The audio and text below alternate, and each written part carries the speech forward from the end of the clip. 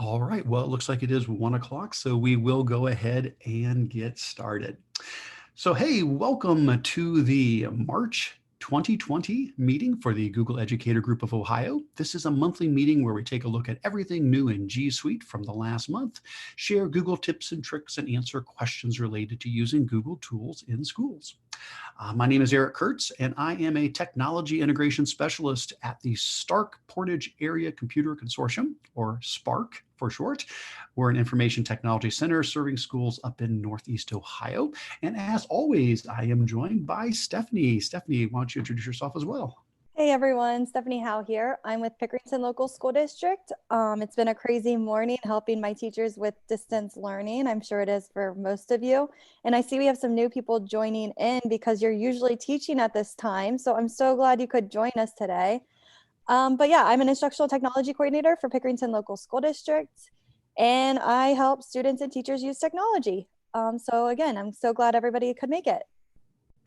And we have a third person with us today. We don't always get to have a guest with us, but sometimes we do. And we are thrilled to have Meredith with us today. Meredith, would you introduce yourself?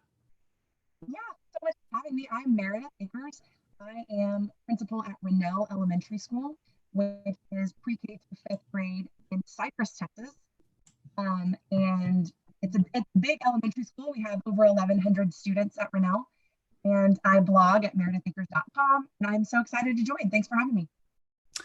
Oh, we are so thrilled to have you, Meredith. If you guys don't know Meredith, you'll get a chance to get to know her better throughout the meeting, especially when we get to the show and tell section, to have some spots for her to share some resources there. But I'll just let you know ahead of time, if you don't follow Meredith, you gotta follow Meredith.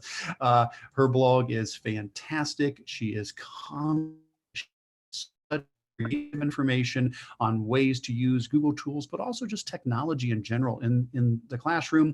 And the thing I can always say is anything she shares, it's always just so well put together and so professional and so creative. It's always an absolute go-to. So if you don't know Meredith, you're going to know her now. And I'm so glad that Meredith can be with us here today. And if you didn't catch, Meredith is from Texas. So even though this is the Google Educator Group of Ohio, this group is open to anyone and everyone. We've always made a point of that. So wherever you're from Ohio or outside of Ohio, we're just happy that you guys can all join us here today. All of the resources for today's meeting can be found in our Google Doc editable agenda, which is located on the GEG Ohio website. If you haven't brought this up yet, please head over to bit.ly/GEG Ohio, and that's where you can find a link to this agenda document. My guess is most folks are in that, but if you have just joined into the live stream and don't have that document up, or if you're watching the recording later and don't have the document, head to bit.ly/GEG Ohio. And once you get to the GEG Ohio website, there's a link here for monthly meetings. If you head into the monthly meetings link, that's where you'll see the table with all of the different dates for the meetings. Here's today's March 31st, and there you'll see the agenda link in the agenda column. That will get you into that document. This is an editable document, so please do feel free to add things to this document. You can type right in it, or you can leave comments. Probably some of the good spots to include some things would be down in the Q&A section if you got any questions for the group or answers. So if you've got some A's to go with the Q's, feel free to put those in as well. And with show and tell, there's a section near the bottom there where you can add in any awesome resources or ideas that you would like to share with the community. And of course, in addition, you can leave comments in the live YouTube chat for the meeting as well. With that said, let's go jump into this agenda and get started. So we already did the welcome and introductions. That got taken care of. For the important links, the only one I'm going to mention is the one I mention every time, which is the sign-in form. Google does ask that we take attendance for these GEG meetings. And so you'll see if you scroll down to the section on important links, highlighted in green, there is a link to a Google form to sign in for the meeting.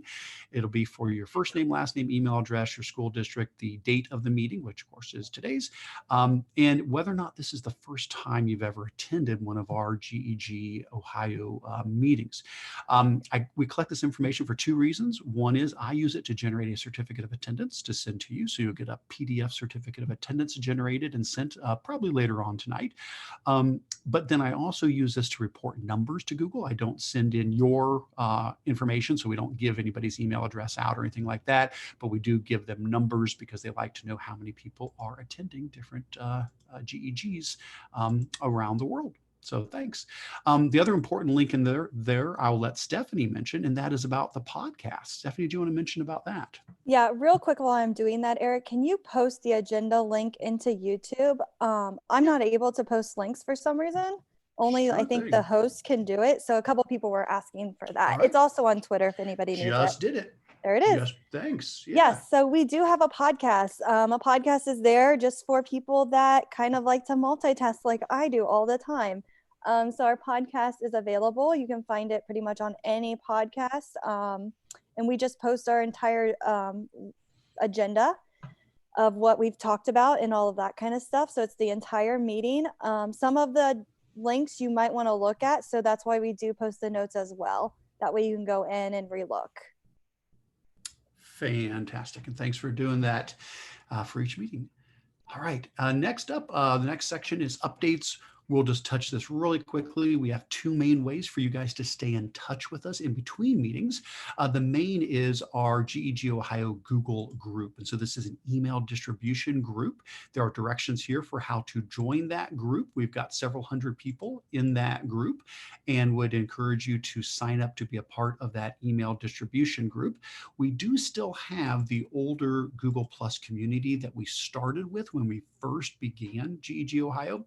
When Google made some changes to Google Plus, though, you no longer can use you no longer can use personal accounts with Google Plus. You have to use educational accounts, and some schools block Google Plus. And so because of that, it cut out a lot of people who, were no longer able to be a part of it. So we still have that community. It still exists, but that's why we moved over to the email distribution group instead, because that way everybody can take part in that. So if you haven't joined, that would encourage you to join our email distribution group to stay in the loop in between our meetings. All right, next up are some like we said, I don't know. There's a lot of them that unfortunately have gotten canceled, such as the Ohio Google Summit that is such a wonderful event every year. Unfortunately, we did get the news that that had been canceled.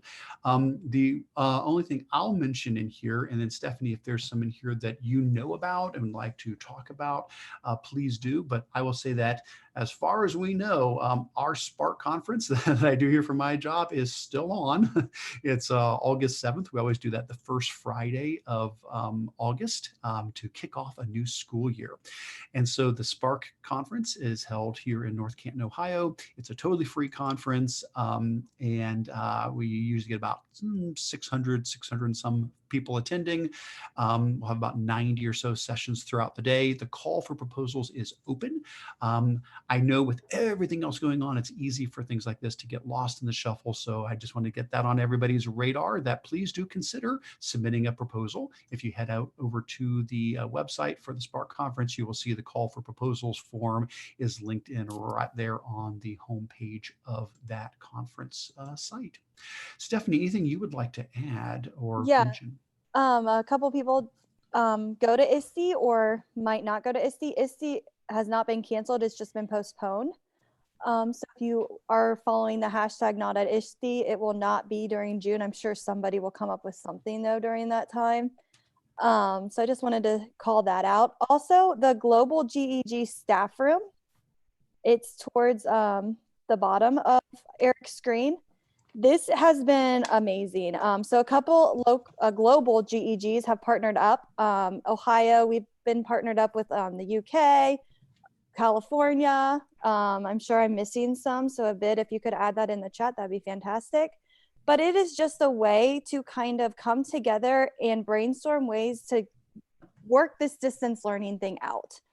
It's been amazing. I've gone to a ton of this different sessions, so you can sign up. And then if you miss the sign up, you can also join there. They're on Sunday, Tuesday, and Thursdays at different times to meet the different time zones, since it is a global group. And again, it's just a time to come in. There's time to vent if you need to just vent about different things that are going on. There's time to brainstorm if you need like help with Google Meet. That was a big topic. So we kind of came up with different extensions to help. And I'm going to share some of those that I've learned through the staff room. But it's just a really great community. So I highly, highly suggest you guys join. And again, it's all online. You can join from your PJs, however you want to. And I think there will be a lot of different conferences that will be online too, or moving towards that direction. That is fantastic. Thank you for highlighting that. There's just, it's like you said, it's like a fire hose. There's so much stuff happening that it's easy to miss some of these things. So I appreciate you highlighting that and giving it, you know, the info, giving us the info that we need to be able to plug into that. Oh, that's awesome. Yeah, Thank and it you looks so like much. someone's adding to the time so everybody knows when they are. Love it. All right. And again, this is an editable document, so please do exactly that. If there's anything you guys need to add to here that we do not know of. I do see that OcaliCon call for proposals due tonight at midnight. Somebody has added that in, so thank you for doing that. Awesome. Well, let's keep on moving down the line here. Our next topic is one of the major portions of our meeting each month, and that is, hey, what's new in Google? What happened since our last meeting? Well, it turns out we did not have a February meeting, and so this one's going to cover 2 months, February and March. February was just really busy with lots and lots of conferences. We had our Ohio Tech conference, and so we did a meetup there instead. So GEG Ohio happened in February. It just was a meetup instead, and we had a really nice time together down there in Columbus. Now, we're not going to go through every single one of these items. We folded some that seemed to be important to kind of jump out. They're all important, but the ones that sort of jumped out to us. Having said that, if there's something that Stephanie or I skip over that you are interested in, the links are all here. You can absolutely investigate these on your own, but feel free to ask a question or leave a comment if there's something you do want us to address here. So I will go ahead and kick this off, and then we'll just ping pong back and forth. We'll just trade on and off, and Stephanie and I can talk about each one of these. The first one that I was going to mention is one that made me kind of sad because it's been part of my hipster Google session for many, many years, and that is Google has shut down Androidify. Now, I don't know if you guys even know what that was, you know, and if not, oh, okay. But it was this cool website and mobile app that allowed you to make these little avatar figures. Now, they didn't have to look just like the Android character. You could make them look differently. You could change, you know, their height, and you could, you know, give them hair and do all sorts of things like that. But the point was you could create these little avatar characters. So whether you were making one for yourself, or maybe it was for students to make one for characters from a story or historical, you know, characters. Well, unfortunately, it is gone. Now, if you install the app ahead of time, I believe you can still use it, because I did have it on my phone and it was still opening up on my phone, but it's no longer available for download, and the website is gone now. So it happens every now and then. The Google graveyard gets another tombstone added, and Androidify has been added to that list. So just heads up, in case you've got a lesson plan that uses that, I would hate for you to get caught off guard and suddenly you're like, oh no, it's not working anymore. So just heads up that is gone. That's really right. sad. Yeah.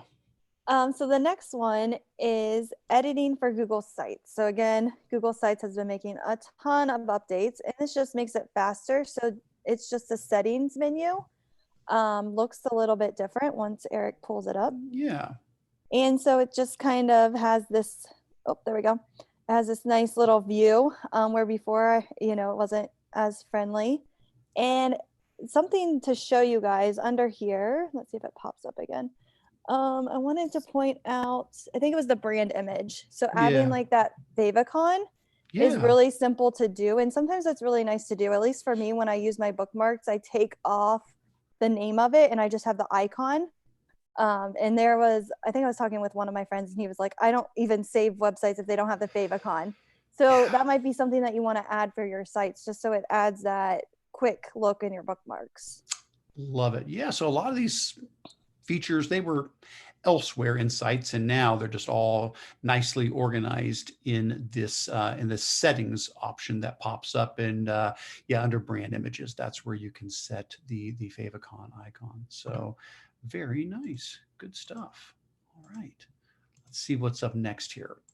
Um, this next one deals with Google Meet. And since a lot of people are now using video conferencing, might be Zoom like we're using right now, or Google Meet, as many schools are using as well, this could be beneficial for you. Now, this is an admin tool, so just heads up, this is for your G Suite administrators, but there is a Meet quality tool that got rolled out. And I'll just use the picture they have in the blog post. I won't open up mine because I've got real names in mine. This is, so I won't go to my live site. This is just their screenshot of it. But the idea is from for administrators, we can follow this link to go out to the Meet quality tool. And when you get there, it'll show you all of the Google Meets that have been held in your domain. And now in this case, we've zoomed into a specific Meet. And again, this is just pretend data here that they put out here for us. But what you can see is everybody who participated, it'll list out all the participants. It'll show you the times that they were in the meeting and whether or not they got disconnected, whether they reconnected, how they joined, activities such as screen sharing. All of this could become really valuable if you find out that there's a teacher using Google Meet and something went wrong, or there was a problem, or there was a question about, well, who was actually in the meet, or did they stay, or, so just heads up, this is some really nice analytical information that your G Suite admins can dig into if you've got some questions about Google Meet. Yeah, a lot of use in Google Meet right now, I'm sure. Absolutely. So the next one is Smart Compose on the list. Yes. And this is not available for G Suite for Education.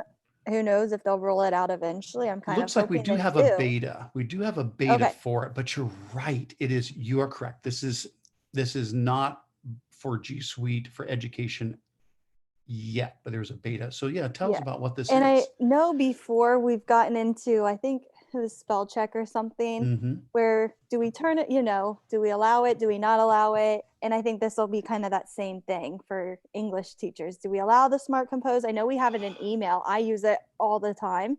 It's such a time saver. So I'm kind of hoping it comes just because it would help me save more time.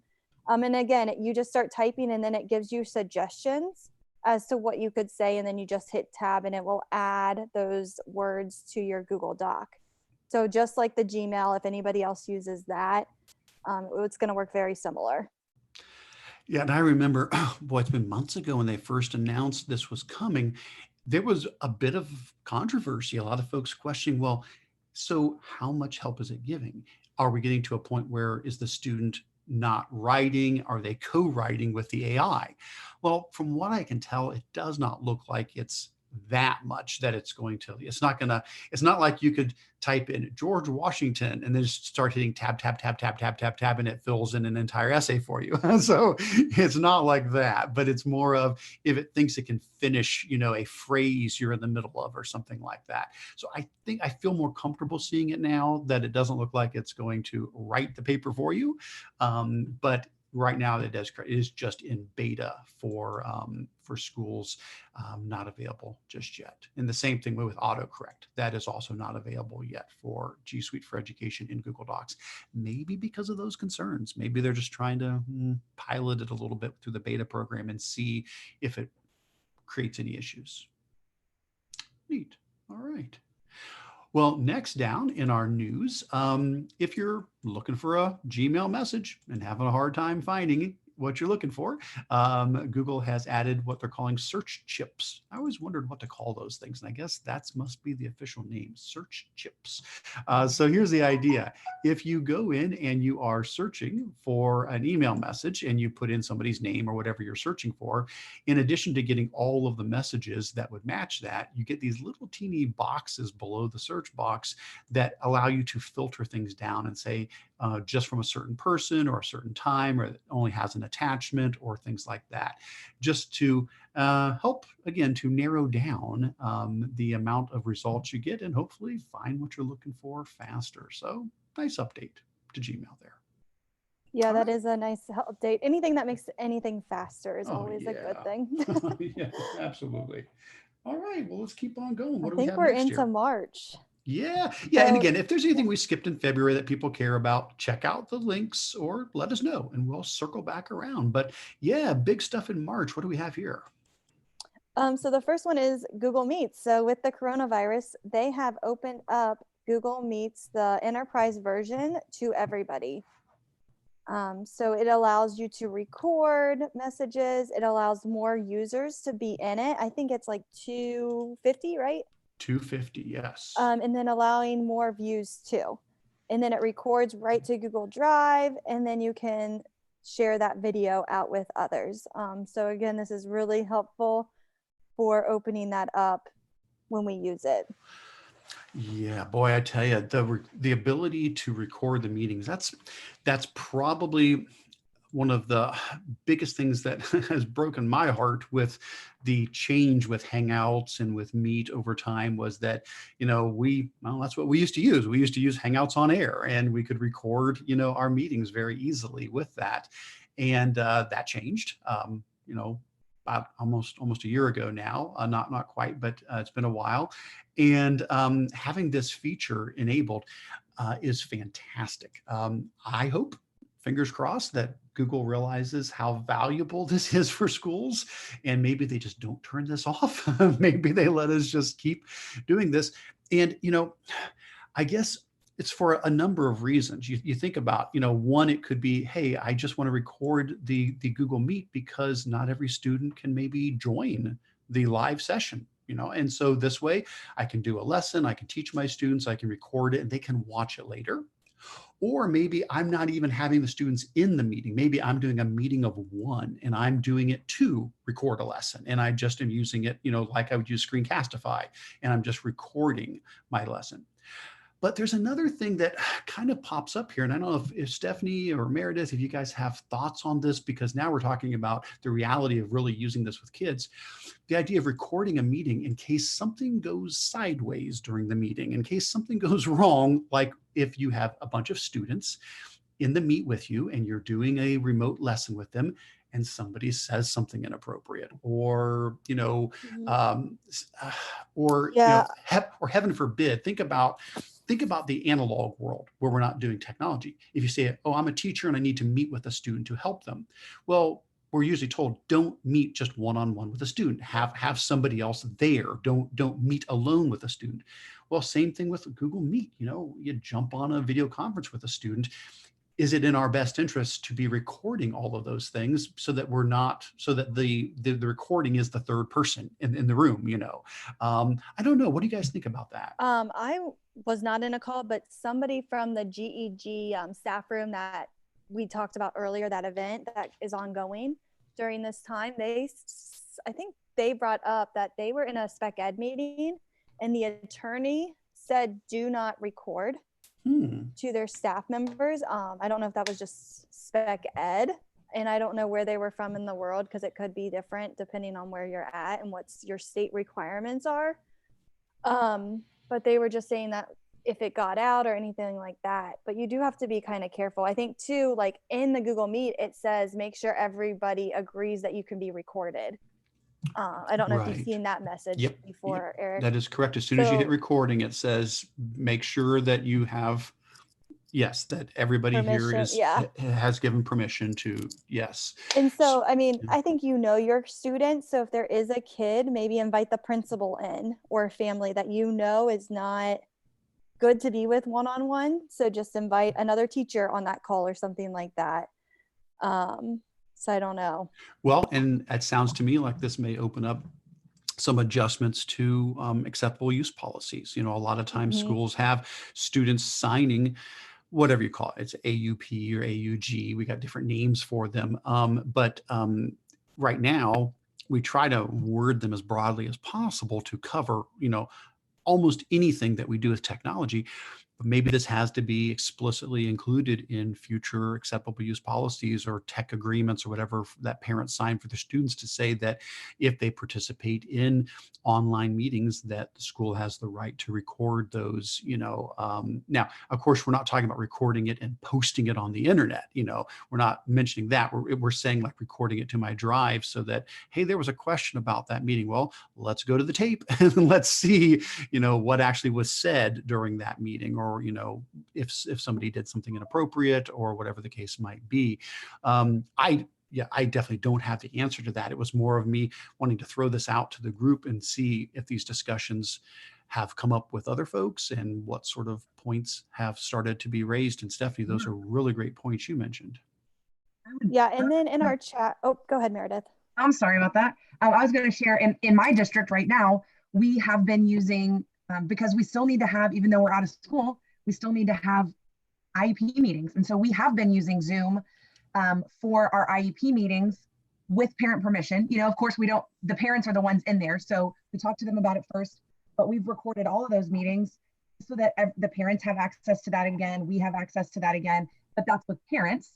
But so far, all of our parents have said, yeah, that would be great. Let's do the Zoom meeting, because we still want to do what's best for our kid and adjust their plan so that it works while they're at home. And then additionally, I will say that a lot of our teachers, you know, in the past, we have some students that in the past, their parents have checked off, you know, I don't want my child recorded at school. I don't want, like you were saying, Eric, and now we've kind of had to make some adjustments, and we've had parents write in, but I want my child to be included in the class Zoom. And so that's, lots of parents are updating because of the situation we're in. And I'm hopeful that once those parents that were nervous about it see some benefits, that maybe they will see, I think will change because of this. We may be doing some things even when we go back to school differently. We may be recording lessons. I have a teacher that always, when she teaches something new in math, would turn on her hover cam, her document camera, and record her lesson. And she was very worried about, sometimes I say students' names though, can I post it to my my website so that students and parents can follow up later? And we were worried about that FERPA of, okay, she called on a student and she said, you know, Karen, is Karen's mom going to be okay with that? And so basically for her class, we just presented it to her parents and said, parents, are you okay with students' names being mentioned? And every single parent said yes, because we want those videos to access later. So I think it's just being transparent with your families and students and making sure parents and students are aware of what's being recorded and where it's going to be put. Yeah, I mean, it's definitely something that you've probably got to check with your building admin if you are a teacher. I mean, I can even see this like helping with school, like a student that's really sick and in the hospital. This could be a really good tool for them to not miss instruction. Also for students that have behavior issues and they need to be out of the classroom in the office just for a little bit, they could be watching the lesson live as they're, you know, talking. So I really hope this distance learning thing kind of works with us for our benefit in the long run. And it's not just like a short time thing that we learn the tools and then we're not going to use them. Real quick. Go ahead. Oh, I was just going to say, I am seeing a lot of questions also pop up in the chat about the administration end of things. And so I know people watching, not everybody here are G Suite admins. So this may not apply to you, but it applies to your district. I do want to take a moment to at least mention where these settings are in the admin console. Is my admin console coming up on the screen okay for you guys? Yes. Okay, good. So what I'm going to do is in the admin console, I'm going to head into the apps section, and then I'm going to go to the core G Suite services. Because what you'll see is that in there, Google Hangouts Meet is a core service. And so a couple of things that I think we want to mention about this, and I can zoom in a little bit if I need to here. I don't know if this is large enough for people to see. I'll zoom in a little bit, make it a little bit bigger there for you to see. Okay. The first thing is we would want to make sure that Hangouts Meet is turned on so that people could access it. So, that's obviously step one, is once you drill into your core suites, make sure you've got it turned on, and also make sure it's turned on for everybody if you want everybody to be able to use it. So sometimes folks have said, oh, we turned it on, but we only turned it on for our teachers. We didn't think about the kids because we just thought maybe a teacher would use it for a meeting or something. And now we need our students to be able to connect as well. So you might have to revisit this and go in and make sure you have it turned on for everybody, not just for some users. Having said that, once you drill down into the actual settings for Hangout Meet, and you come into, let's say, like the Meet settings here. So I'll go ahead and click on the Meet settings. There are a lot of granular settings, but what's really important is that these can be applied to each of your organizational units separately. So you do not have to have the same features for your students that you have for your teachers. Yes, you need to turn on Google Meet. So at that earlier higher level, when I was back up here, yes, I need to turn on Google Meet for everybody so that the kids can join, but that doesn't mean the students should be able to do everything in a Google Meet. So let's go into the Meet settings. What I could do is I could go down and I could just choose, my student. I'll pick an organizational unit called training as an example over here. But let's say I had a students organizational unit. I could do that. And then I could come in here and say, you know what? I don't want my students to be able to record meetings. So I'm going to click on I'm clicking on training here, but let's pretend it's a students organizational unit that has all my student accounts in it. I could say, you know what? I'm going to come in and I'm going to change that to not let them record, and I'm going to click override. And so now anybody who's in that training organizational unit, or in this case, like students, for example, they now are not allowed to record meetings. Or go down further. How about letting users place video and voice calls? What if you want students to be able to join a Google Meet, but not actually be allowed to start their own Google Meets? Well, that's the idea there too. So I had turned this off earlier as I was demonstrating this for somebody else. So that's why it's already unchecked. Normally that would be checked, but you could come in here and you could, check or uncheck that and say, okay, so the students can join a video call, but they can't make their own. They can't start a new Google Meet. Same thing with, live streaming. And we can talk about that if people aren't sure what live streaming means versus what a normal Google Meet is. But I think that's a key thing to realize is your admins will need to dig down into these settings and by organizational unit, turn these things on or off. And then if you don't have your groups set up in your organizational units, that is something you may need to do as well, which that's good practice normally, is to have as many different organizational units set up as you can to break out staff from students, and then to break the students down by graduation year so that you can apply different settings for kindergartners versus seniors, for example. But just wanted to at least take a moment and mention that so people could see where all of that stuff is at. As far as live streaming, so the idea behind live streaming is it's what we're doing right now with Zoom. It's really the exact same thing. So with a Hangout Meet, I can start up a meet, and then I can invite people to join the actual meet. So the analog to that is what Stephanie and Meredith are doing right now. They're in this Zoom meeting with me. They're actually in the meeting with me. So that's a normal Google Meet. I can give people a link. I can give them a 10-letter code. I can give them a meeting nickname. I can send them a calendar invite, whatever. All those options work. And they can actually get inside of the meeting with me, and I can see them. They can see me. They can talk just like Meredith and Stephanie are doing in the Zoom meeting. Streaming is what we're basically doing with everybody else right now. Everybody who's watching this on YouTube live, you're getting it streamed to you. Well, you can do the same thing with Hangouts. With Hangouts, you can also stream your meetings. Now, the way that works, let me show you, see if I can, I don't know if I can show you an easy one here. Tell you what, let me, I'll go ahead and turn this back on. I'll probably just use one of my I'll use one of my training accounts to be able to show you how you set it up, because it is a little circuitous. You don't just, it's not a button you're going to just see inside of your Hangouts Meet right away. I'll show you where that's at. So let me go ahead and I'll just turn this stuff back on for my training account, and tell you what, let me bring up my test user because he's sitting in a training account. So we'll pull him up and we'll go into the calendar for my test user. And let's say that my test user wants to create a meeting.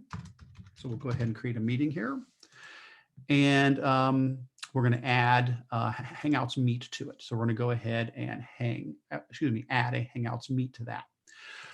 So what I've done is I've created a meeting for 3 o'clock today, and I went ahead and clicked that I wanted to add a Hangout Meet to it. If I go ahead and save that meeting, and then if I go back in to edit that, and if I click on the little down arrow below or to the right of the Hangouts Meet, now notice this is after I've saved it.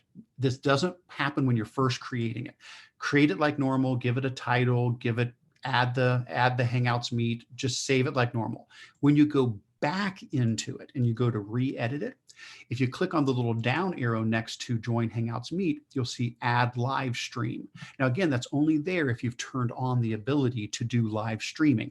So if I click add live stream, it's now creating a second unique link. And so now I can copy this link here. It's this stream link. And that is the link I would give to people that I just want to have them watching the Hangout Meet. They're not going to be in it. They can't speak. I can't see them. They're not part of the actual video conference. They're just going to watch the live stream. So I have one link to let people join the meet, and I have a separate link to let people view the live stream. So that's what live streaming is. The important thing to note about it, though, is live streaming is only within your domain. So that is limited compared, like with Zoom right now. What I'm doing is I'm piping this out to my YouTube channel so anybody can watch it. This live stream is within your domain. So do keep that in mind. It would have to be your students or other people in your domain. So I hope that makes sense. I know we got off on a little bit of a couple of tangents there, but they're all, I think, really important, especially with what we're dealing with right now with COVID-19 and all. But I'll pause there for a second if there's any questions or comments, or Meredith, Stephanie, you want to add something to that, or if you saw a question pop up. Yeah, make sure if you do want more features, you provide feedback. A lot of people are complaining that they want features, but they're not leaving the feedback. And Google really is looking at that. As you've could see that they updated Google Meet based on user feedback, and they did it really quickly. So the more people that do it and ask for it, the more likely they will listen and improve the G Suite community. With the live stream, there is no chat enabled. The kids can't see the chat. They can't talk with you. So what you would have to do is like Google Q&A. You could open up a Google Doc and do it that way. You would have to have a workaround. There's no way to have a chat within live streaming. And again, it has to be your domain. Me and Avid tried this the hard way, and we were like, it's not working. What are we doing wrong? It's because we're in different domains. So make sure your kids are under your domain, which is a good thing, because if they share that link, you won't get anybody from outside the district joining in. But again, if you want that feature, just ask Google for it. I'm trying to think if there's anything else with the Meet. I think that's it. Well, while we're talking about it, we might as well go ahead and jump down to, we'll just go out of order because it is related to it.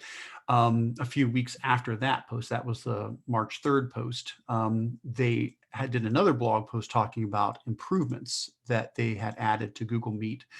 And those included things like only the meeting creator or calendar owner can mute or remove participants in a meeting.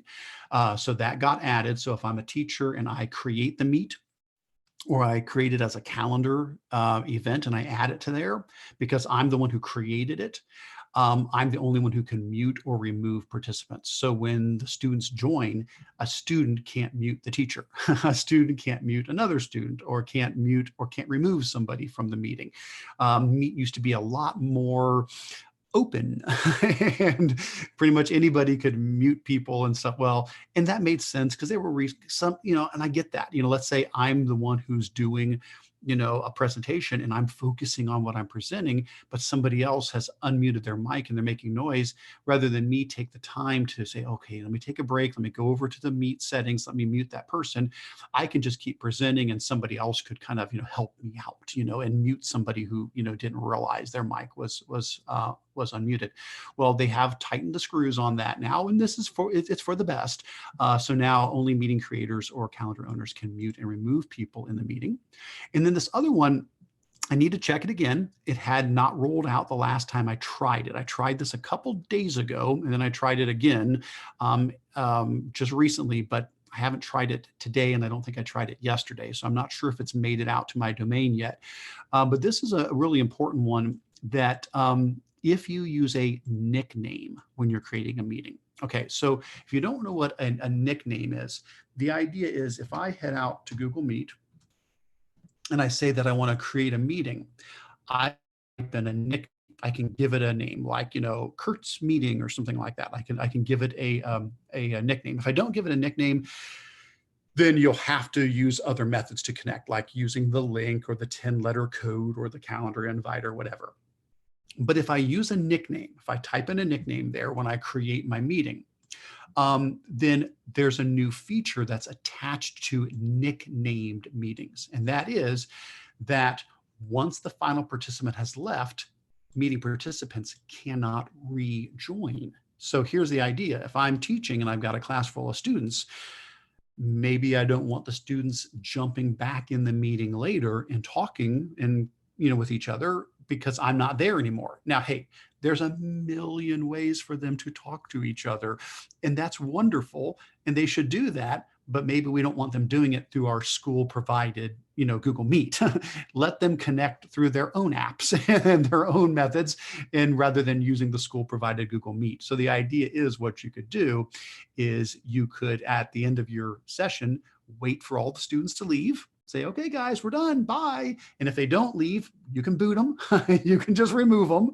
But once everybody's out of the meeting, once you hang up, if you did it as a nicknamed meeting, then they can't get back into it. I tried it the other day. It has not, this is rolling out, and who knows, I apologize. I should have tried it again before the meeting here today to test to see if it had made it to my domain yet. It does say it'll take 2 to 3 weeks to roll out. And this started like a week ago, I think they started rolling it out. So I'm going to test it again later today and see has that worked. But again, when I tested it the last time, no, it had that feature had not happened yet. I tested it with some test accounts and they were able to rejoin even with a nicknamed meeting. So I'm still waiting to see that happen. So those did come out as well. And I think that goes to what Stephanie was just sharing about giving feedback, because Google's listening and they're like, oh, these are good points. Tell you what, let's tweak those. And they did. All right.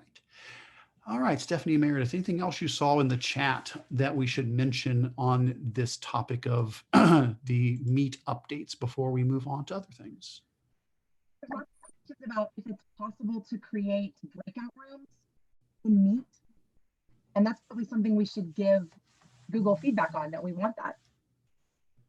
So the question is, could you have separate chat rooms like breakout rooms? And at the moment, right, there's not an option for that. So that would be wonderful feedback. And Danielle suggested just creating separate rooms using chat. So I don't know what it looks like in Zoom. I'm not familiar with Zoom as I am with Google Meet, but I think they have breakout rooms. So maybe someone in the chat can help us with Zoom. But yeah, that's a good idea with creating the separate rooms. But then it's like, how do you monitor that as a teacher? Right. The only time I've ever used breakout rooms has been with adults. I do have Zoom. My district, we use Zoom. And so, for example, tomorrow I have a meeting with the superintendent, and then they're going to have the principals break out into elementary, middle, and high to discuss apparently some of the things he's sharing. We don't know what he's going to share yet, but that's with adults. I haven't ever used it with students, because you're right. That would make me, as a principal, that would make me nervous to say, that would be like putting them in their own room without an adult supervisor. Just go in this room. So I wouldn't advise doing that without an adult in each little breakout room. All right. Well, excellent. Thank you, everybody, for all your questions and comments during that section. There was a lot. Boy, the chat exploded there. So thank you for everybody who's asked questions and answered questions. And we can certainly catch, if more questions pop up, we can swing back around and catch those. But we will go ahead and we'll keep working our way down through the list here. And I don't even know. I think it's me. I think I'm next. So I'll go ahead and I'll just pick up the ball and keep running here. And so the next one we had bolted was that Google Assistant can now read web pages aloud to you. Well, I think it should say it will soon be able to, because I've tried this and it hasn't worked for me yet. So I'm not sure what update I still need on this. Maybe it's something that's in a newer version of Android than I have. But the point is, anytime I see something come up that deals with accessibility and accommodations, I just love to get it on people's radar. So just heads up, in a version of Android, I don't know if it's the, which versions it is going to be, but the Google Assistant will allow you to, and I won't say the actual words, because if I say them, my devices will all start doing that. But if you hail the big G and then tell it to read this page, it will be able to, on your phone, read whatever web page you're on and just read it aloud. And there's a lot of tools that do that sort of thing, but it's getting baked right into the Google Assistant. So I thought, hey, that's a great accessibility tool. So if somebody has your phone, you got your phone, you're reading an article, you could just ask it to be read aloud and listen to it be read aloud. So nice to see those updates continuing to come out from Google. Yeah, that's going to be fantastic. I haven't tried it yet, but I need to. All right, what's up next then? The next one, let's see. It's like my thing's taking forever to load because everyone's looks like on it. The one about images and docs. Yep. So this is going to be nice too. It's going to help with images in Google Docs. I honestly never use Google Docs. I'm always a Google Slides type of person. I change the layout, and that way I can play with the font, the text boxes and the pictures and all of that kind of stuff. But this will just be a little bit easier for you to format images if you are a Google Docs person. But again, I like slides because I have more control over how I want it to look. Yeah, it makes a lot of sense. There's a lot of good reasons to use Google Slides for desktop publishing. But if you are using a doc and you are putting images in there, we used to only be limited to a few things. You could basically do some wrapping. And that was about it. I mean, you could resize it and you could wrap it. But now we're getting exact positioning. So like you can say, okay, I could drag this by hand and try to put it where I think I want it. But now you can say, you know what? I want to put this exactly, this many inches X and Y from the top left-hand corner of the page, and that way you can just put it exactly in the spot where you want it. So I could have tried this by hand, but this gives us a little bit more control over that. I think we're still a ways away from where I wish Docs was when it comes to image management, which is exactly what Stephanie just said about using slides. I'm hoping for the day when we get a lot more control and the ability to drop text boxes anywhere and things like that. But hey, it's a step in the right direction. What's up next? New Google Groups launching in beta. So I have not done the beta for this. We just started using Google Groups at the where I work, and I didn't want to upset the apple cart by playing around with the beta just yet. But I have read through this and looked at it, and honestly, what it looks like for right now is they're just cleaning things up. Because if you've used Google Groups, it's the interface from the admin end of it. It's an old looking interface. It's not pretty and modern and sleek. So it looks like, at least for right now, what they're doing is they're just honestly cleaning it up. They're giving a much more, interactive material design, clean layout for the management of Google Groups. Now, this will not affect people on the end user. I mean, you'll still get your emails through Google Groups just like you always did. it should just make it a little bit cleaner and easier for us to navigate for those of us that are managing it. So I don't think there's any, from what I've seen, I do not think there's any new features yet. I think this is just a facelift to make it easier to navigate. All right, what's up next? The next one is tables in Google Sheets. So there's a very nice GIF on this one on their resource link to show what it's talking about. But Okay.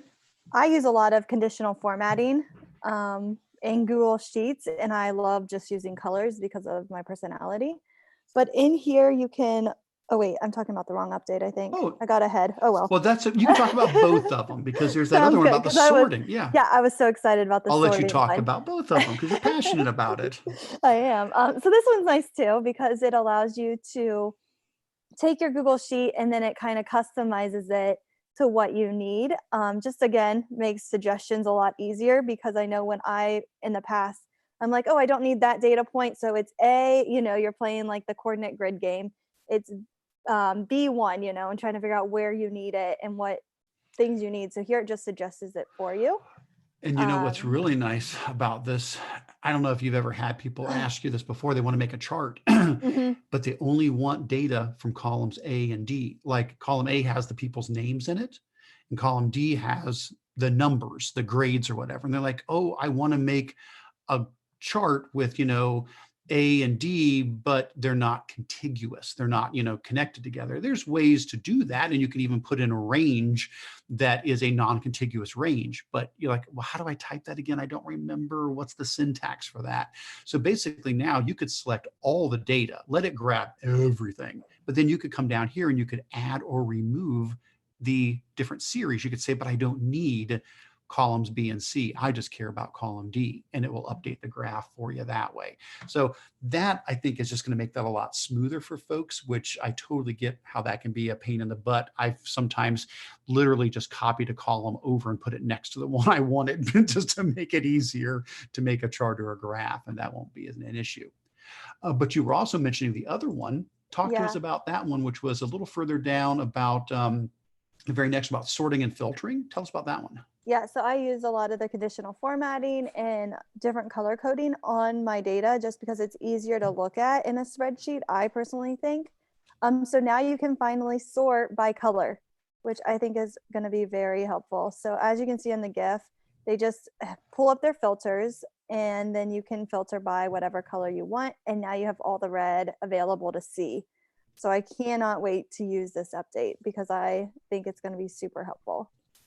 Oh, that is so nice. Yeah, to be able to sort and filter by color. Because yeah, a lot of times that would be something that would be very valuable to have, and we have not had that feature. And Excel has. That's something that you've been able to do in Excel, and I know people have asked about that. So awesome. Really glad to see that. All right, what's up next? Looks like we're down to the last few here, and then we'll switch over to our Q&A and show and tell. The next one is that Google Translate, the app, is adding the live transcribe feature.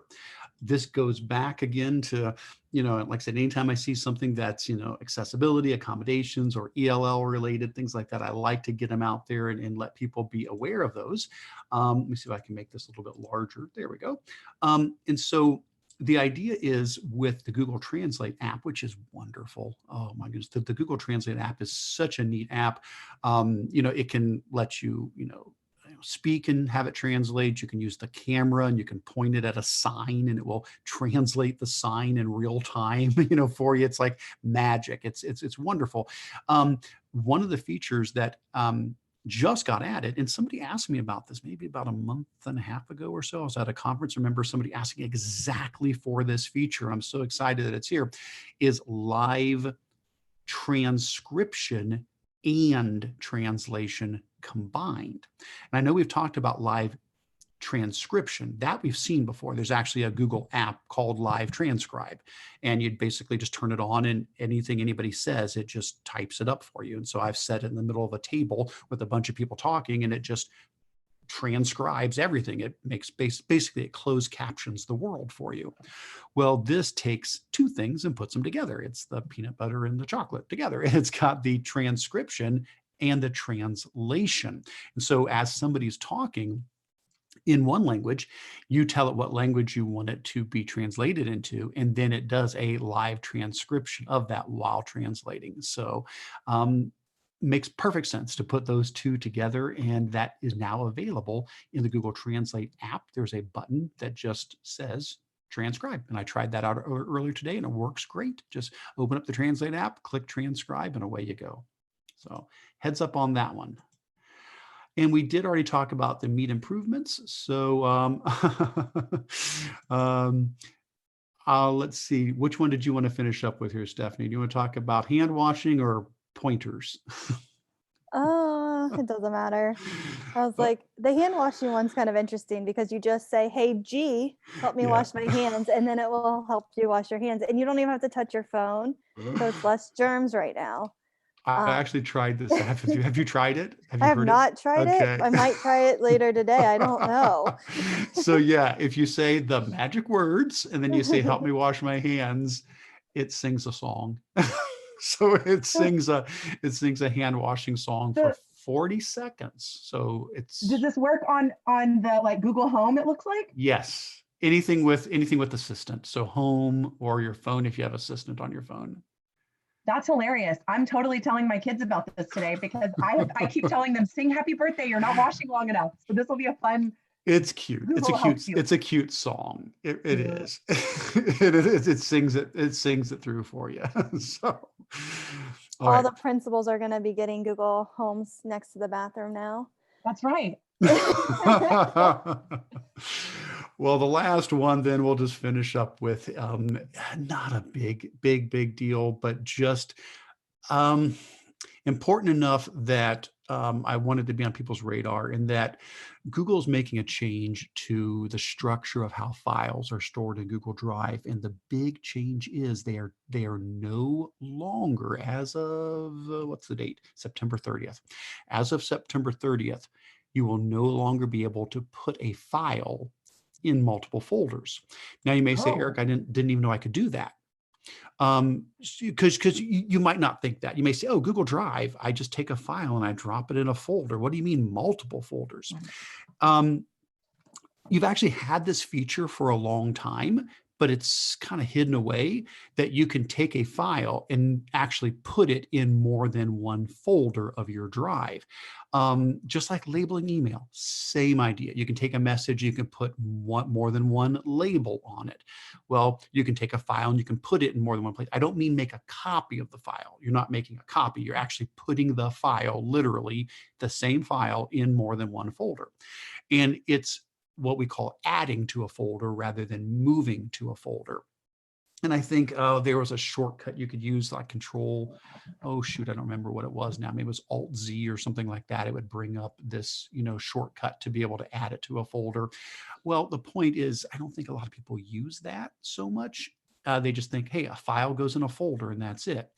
And so Google is saying, okay, we're not going to do that anymore. Files have to exist in one place. The actual file can only be one canonical location. This is where that file is. But what if you want people to be able to still see the file in other locations? Well, that's why they're rolling out and have rolled out what are called features, which is basically shortcuts. So now when you have a file and you say you want to add it to your drive, you're basically adding a shortcut to it. You're not, it's like, okay, well, this file is in somebody else's drive. You can't really have the file in your drive anymore going forward. You're just going to have a shortcut to it. Now you can always make a copy of the file, of course. You can always copy a file, unless they, turn that feature off, which is in the permissions. But the idea is, now if you say, hey, I want to add this to my drive and it's somebody else's file, well, it's going to add a shortcut to your drive. Are you going to notice any difference? Nope. You're still going to see the file. You're still going to double click on it just like normal. It's still going to open it like normal. Google's just saying, hey, heads up, just understand, it's only a shortcut. You're not really getting the file itself. You're just getting a shortcut. So yeah, just for clarification, wanted to get that on people's radar. It's going to look a little different with some of the menus, like you'll see the words add shortcut to drive instead of add to my drive. But in the end, it's not really going to affect, I think, the end users. But if you did put files in multiple folders, they're going to update those so that they all become shortcuts other than the original location of the file. So heads up. All right. Anything else, Meredith or Stephanie, before we move into Q&A? Something that somebody threw in the YouTube chat, something people put in the chat on the side, anything that we have missed here? Does the Translate app work on the iPhone? Do you know? I think it only said Android, but I wasn't for sure. Well, I mean, I know it exists for both, but is this feature? Yeah. No, it says Android. Okay. Yeah. So maybe eventually. Yeah, it does say Android. Thanks for the clarification on that. Yeah. I don't think there was anything else we right. missed. There's a ton of questions. Oh no. Oh my goodness. Okay. So we'll take a quick look through these. But then we want to give time for Meredith to share. And so let's do a quick scan through the questions and see if there's anything we can speak to right away. What we will always encourage people to do is please fill in answers, even if you're not, us. The smartest person in the room is the room. So everybody here, please contribute. So feel free to throw in answers as people have been doing here. But then we want to give some time for Meredith to share. So looks like there was a question on how do I use Zoom Premium to broadcast a board meeting via a public link, and I see those the link has been added in there for that. And that's what we're doing right now. We are using Zoom right now, and we are broadcasting this as a YouTube live link. That's what this meeting is right now. And it looks like, yep, that link got added over there. So hopefully that will answer your question for that. Some of the, can we look at some of the, I think we may have done this. Can we look at some of the setup features in Meet? I don't know. Can I set it up so students can't chat till they arrive, mute students until they arrive? Well, so no, I mean, as far as if you don't want the kids to get in the meeting, no, I would say unless somebody knows differently, I would say I guess my gut reaction would be, don't give them the link until it's time for the meeting. Does anybody know differently on that? Because I know we've gotten a new feature now when the last person leaves, they can't get back in with the nicknamed one, but I don't know that affects them getting into it in the first place. Like if you give a nickname out and you haven't got in it yet, can they join ahead of you? I don't know the answer to that, but this question we did answer. Will you need to delete the link for the meeting if you don't want them to revisit? No, it's all about using the nicknames like we talked about. You have to, when you create the Meet, which again, like I said, if you go to Google Meet and you say, I want to start a meeting, you have to give it a nickname. And if you give it a nickname and then you give students that nickname, that's the way that you avoid them getting back into it afterwards. I don't know about them getting into it before. If anybody knows, I would just say schedule it in Google Classroom. I would assume that they can get it. So I would just schedule the post or schedule the email. How nice. Yeah. I also put in there, I did a webinar with my teachers on how to use Google Meet. So I put the slideshow that I used. Feel free to use it, edit, whatever you need. I just went over the features of it because a lot of them never used it. And so the first one I did Pear Deck just so I could introduce that too. Yeah. And it was just like a time saver while they were waiting to do our Google Meet session. And then we just talked about the different features. And then at the bottom, I went over a slide deck that I had with the kids so that it would help teachers also go over expectations with their students, because I told them students don't know how to behave online with Google Meet. And so we talked about going over expectations, how they should come in with their microphone muted, that kind of stuff. And so we went over, like, you need to teach the kids some of these tools so they know what to expect. So that's also in that resource. Wonderful. Wonderful. And speaking of that, yeah, I mean, oh my gosh, it's so many resources, which it's been wonderful to see everybody, sharing so many great resources. Um, if we have time later, I'll mention down in the show and tell, but I did the same thing for my teachers here. I've got a video series I did. It's up to 6 videos now. It was 5 at first, but 6 videos on Google Meet and 7 on Classroom and 1 on Screencastify.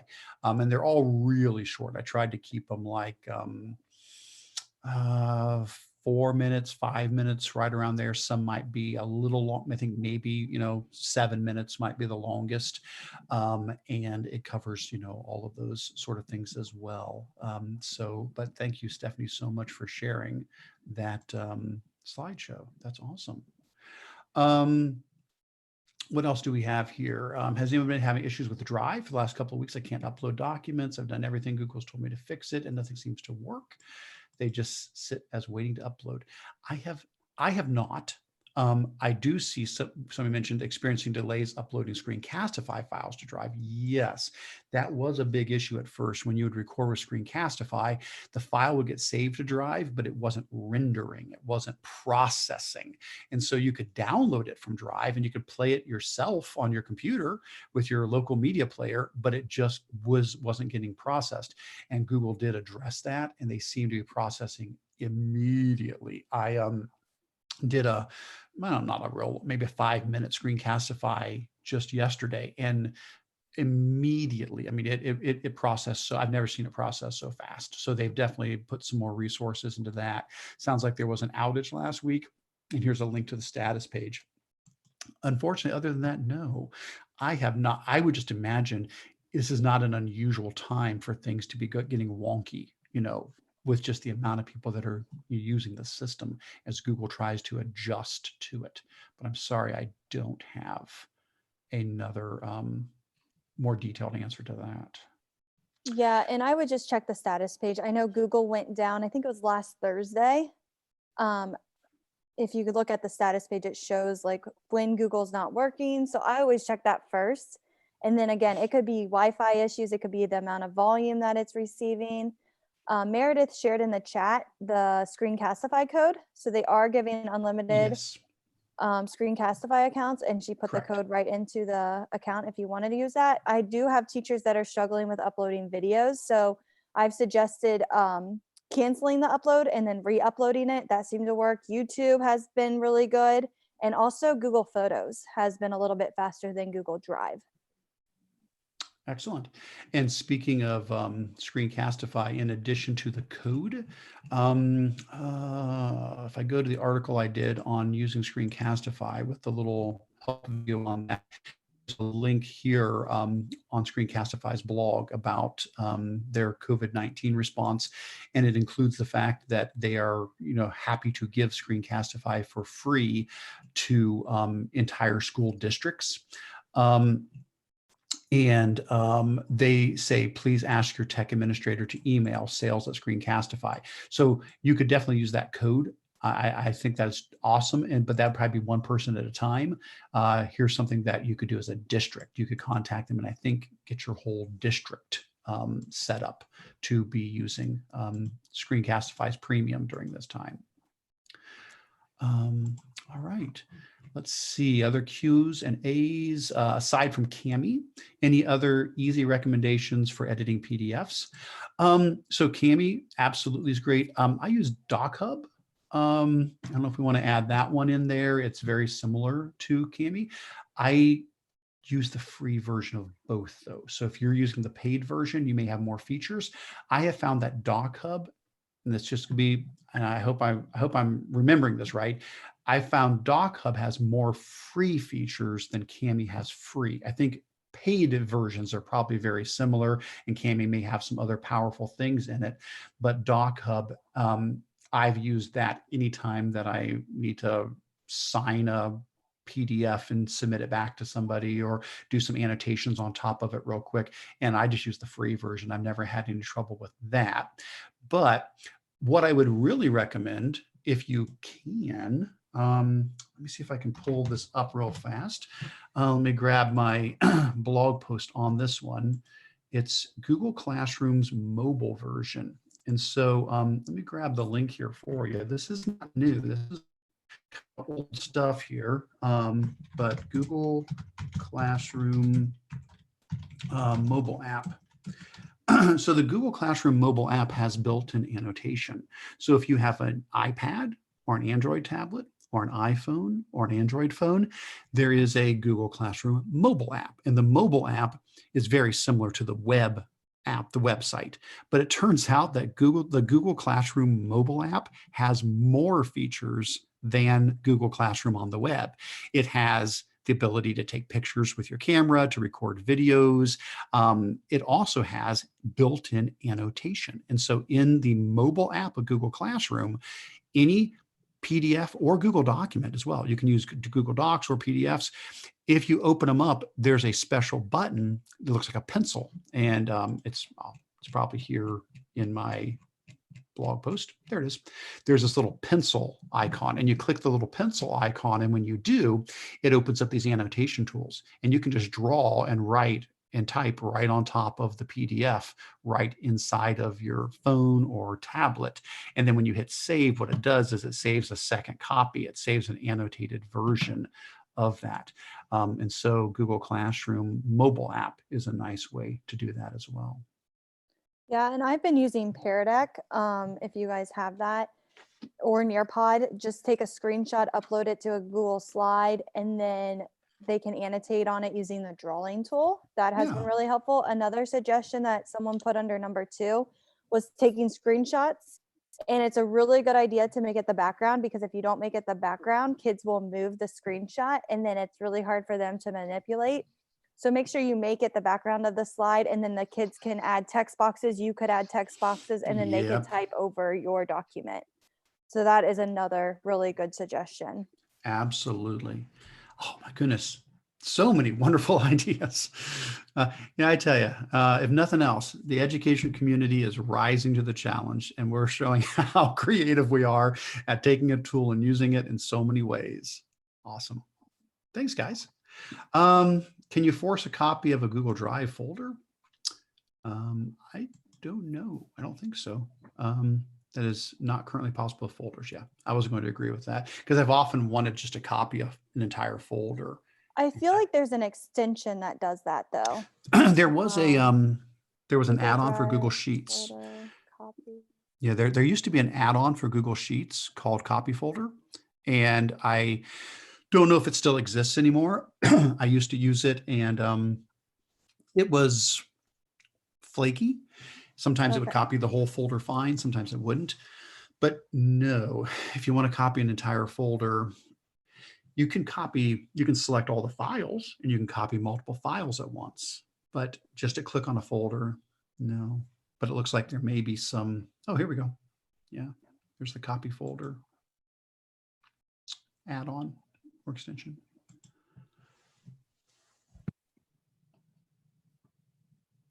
So again, provide feedback to Google. Yeah, that's been a question for a long time.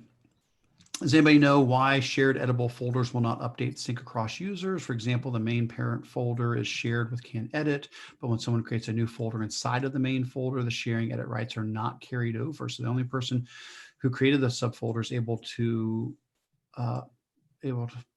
files placed in, able to, I guess, access or see files placed inside the subfolder. Everybody else only sees random files in the main folder unfiled. Why is this? Basically, it's me sharing the folder with myself, 2 users, 2 accounts, 2 completely different accounts.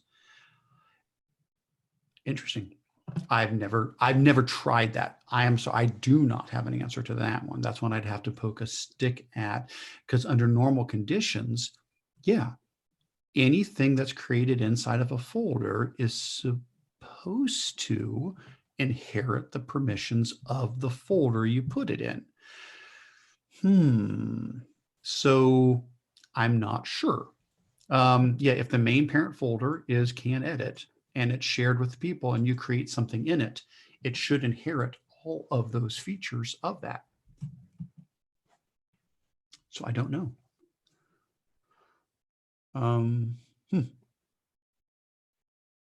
I'm sorry, I do not have an answer on that one. Certainly would be happy to poke a stick at it and look at it a little bit further. But as I'm reading this, the what you're expecting to happen is what I would expect to happen too. That yes, anything you put inside of a folder should inherit the permissions of that folder. Huh. Okay. I'm not sure Yeah, I'm about not that one. sure. Yeah. I'm sorry. I'm not sure. Looks like I've got a few things answered here. The Gmail search, you have to push enter again after you select the chip. Looks like it does load it after you click it. Okay. I still don't have all the amend controls that I should have. Is there delay rolling this out? Yes. Yes, they are still rolling out. We did live streaming. Yep. And we talked about the Translate app for the iPhone, having the transcribe feature. Looks like it currently does not have that on the iPhone. All right. Well, all right. I think that hits most of the questions, at least enough to get people moving in the right direction on those. Let's though move to our final section, and we can always swing back around if we do have time, and let's do some show and tell. So during this time, we are so thrilled to have Meredith with us to do some show and tell with us. And this is a time where Stephanie and I, as well, after Meredith is done, might mention a couple of quick little things that have jumped out at us over the last 2 months in this case, but it's also for everybody else. Please, where it says GEG Community Show and Tell, just like Anthony has done so well here, please feel free to add things in here as well for anything that you would like to share. And you guys are doing a great job. Peggy, Tara, Abid, everybody is sharing awesome things there. But with no further ado, Meredith, let's have you talk a little bit. What again, maybe for those that weren't here at the very beginning, do another quick introduction of who you are. And then I will happily open up these resources you have here, and would love to hear you share about them. Thank you so much for having me. It is such an honor. And yes, I am Meredith Akers. I am the principal at Rennell Elementary School, which is down in Cypress, Texas, just outside of Houston, Texas. And we are also learning remotely and connecting remotely. And I do have a blog at meredithakers.com. And I see that you clicked on it just a second ago, that I have a blog post that I did a couple of weeks ago on connecting remotely, because in our district, we've really been charged with focusing on making sure our students still feel connected with us. And so, yes, our district has done an amazing job of providing the curriculum content. And really, our district is asking teachers, yes, to point the students to that content to help them with answer questions, but our teachers aren't having to create videos. They are Zooming with students and having Google Meets with students and calling them and doing all kinds of things. Our focus, especially in the first 2 weeks, we're just making sure that they still are building relationships with students, that students are okay. And so I was trying to brainstorm with my teachers, what are some different ways we can do that so you're not calling 100 kids every week?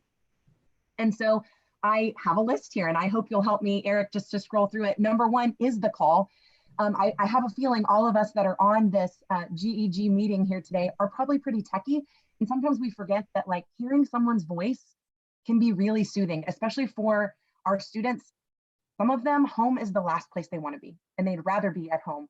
I mean, at school with their teacher. And so just hearing that soothing voice of their teacher can be something they really need. And so I kind of start with call, and I'm going to refer back to it later. If any of these other methods don't work, I tell my teachers or anybody that reads my blog, go back to the call. If they don't respond to your Google form or your email or other ways that you're trying to connect with students, make sure you do reach out to them. Don't just go, well, they didn't complete the assignment. I think sometimes they just need to know you care about them, and that, hey, I really do want to see your work. I really do want to answer your questions. I really do care about you. I just want to know how you're doing. I think that call is where we start, and it's really important way to connect with kids. Another way, of course, is email. My elementary students, we don't have email for all of our elementary level students in my district, but of course their parents do. And so I have gotten emails from my child's teacher to me, and then it says, please give this to Madison. And then she writes just to my daughter. And so she has adored getting, like, oh my gosh, she wrote just to me. So that's been really a special way to connect, especially sometimes when it's not about the content, when it's just about, I care about you. Because innately as educators, when we're at school, we're giving those high fives and we're asking kids, how are you? How was your weekend? If we know they play soccer, how'd your soccer game go? But now that we're remotely, it can really easily go to, I'm giving this assignment in Google Classroom and I'm checking this assignment and that's all. And so it's really important that we don't forget to just make those relationship connections. So another way is through a Google form. I, as the principal at my school, every Monday since we've been out, I have sent a Google check-in form, and I really stole this idea from a teacher at my school, Kelsey French. She sends out, actually in her class physically, when we are actually at school, her students, when they get to her class every day, they start by filling out a Google form, and she just asks them, how are you? And she has a bunch of options like, I'm good, no, I don't feel good, I need you to check in with me. She just asks them to share with her how they're feeling, how they're doing. And then she also asks a silly question, and then she'll put, is there anything you need me to know? So she's a fourth grade teacher. Fourth graders sometimes will say, you know, no, I'm having a terrible day. Well, then when she pulls up, you know, the sheets, spreadsheets attached to a Google form, she as the teacher can really quickly see, okay, this one says, okay, this one's upset. She can address that right away as a teacher. So I love that when we're in school, and I've kind of adapted that as a principal right now for when we are not in school, so that I can, every Monday, I'm sending it to my staff and I'm asking them, first off, the first question is, how is your family and you doing? Are you sick? Do you have enough food? Are you okay? And then the second question, I ask them how they're doing with working from home. And then I leave a spot for, is there anything else you need Meredith to know as your principal? So I am able Monday morning to scroll through really fast and see who needs my attention right away as my staff member. If someone says, no, I'm really struggling, I'm calling them right away. Yesterday, I called 5 or 6 people who said, no, I'm struggling. This is what I'm frustrated with, or I'm confused by, or I need clarity. Then I kind of tier that. Today, I have my list of people that said, I'm okay, but I could use some TLC. I wish you'd call me. I'm going to call them today because they weren't my major issue, but they said they have. So for teachers as well, this could be a great way to check in and say, I know my husband is a high school teacher. He just sent out a Google form to his kids yesterday to say, how are you? How's your family? Like that's caring for them first. And then second of all, asking his students, hey, what do you not understand about the course content? How can I help? Do you need a call from me? Do you need me to, you know, share something via Zoom so that you understand the academics that are being asked of you online better? It's just a way to check in and show that you care. Another way is to open up a Google Doc. And I loved this idea. Winter Fuller, who's also a teacher at my school, this was her idea. And if you'll scroll down a little bit further, Eric, this is just a picture of it, but I also have the link if you want to steal it or share it with your teachers. So Winter says, hey, Mrs. Fuller says, hey, this is our daily check-in. On you have a side and I have a side. Write how you're feeling and I'm going to write back to you. So that way we can have like a journal back and forth. She is also a fourth grade teacher, and this was her way of kind of changing up her check-in. She typically uses the Google form. She wanted to be able to write back and forth with them and check in with them daily just on how they're doing. My child's teacher, Miss Shepard, who also is at Rennell, also did a Google form. She had like all kinds of fun questions, a silly question, a joke. Then Madison wrote her back a joke. And she actually, when she was on another Google Doc with her other teacher, Miss Bernier, she saw that Miss Bernier was there at the same time and they were writing back and forth at the same time, but it was all just about her as a person and checking in on her and relationship building. And so I just wanted to emphasize relationship building today because it's harder when we're not there in person. So another way to do that is with Flipgrid. I think a lot of times we think of Flipgrid as educators as collecting like one response from every kid in the class. You could absolutely use Flipgrid and set up one for each student. So if I set one up with James in my class, I could hit that plus sign and say, James, I'm missing you. Tell me how you're doing. How are you feeling? What's going on at home? And then James can hit that plus sign and respond back. If anybody's out there is familiar with the Marco Polo app, it would basically be like using Flipgrid as Marco Polo, that we're going to have this asynchronous conversation back and forth using video so that your student can see your facial expressions and hear your voice, and you can have that same conversation without having to actually set up a phone call or do it at the right moment. It's giving the student and you that flexibility to respond when you're able. You're still having that two-way conversation. And that can be used for relationship building, checking on, you know, hey, are you getting some exercise? Have you gotten out in your backyard at all? And what are your questions about the academics? How can I help you? So that they have kind of a way to raise their hand and ask a question and feel comfortable. One more way is through Google Slides. And if you'll scroll down, to my gift there, I set an example of okay, you could say, hey, Sarah, go to slide 2, go to insert image, camera, take a selfie, how you're feeling this week.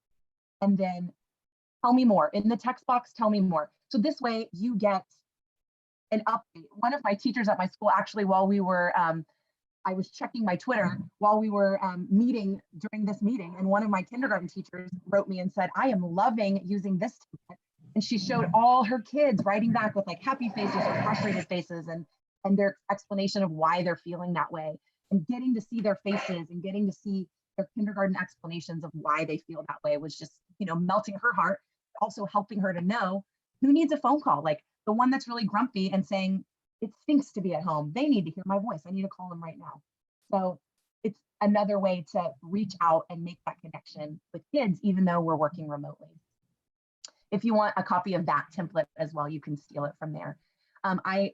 I put in there, I would love to hear from anybody else. Eric, how much more time do I have? Can I share something else, or am I? Oh, yeah, plenty, okay. As much as you want. What other ideas do you have, Eric and Stephanie, for connecting with kids and building that relationship remotely?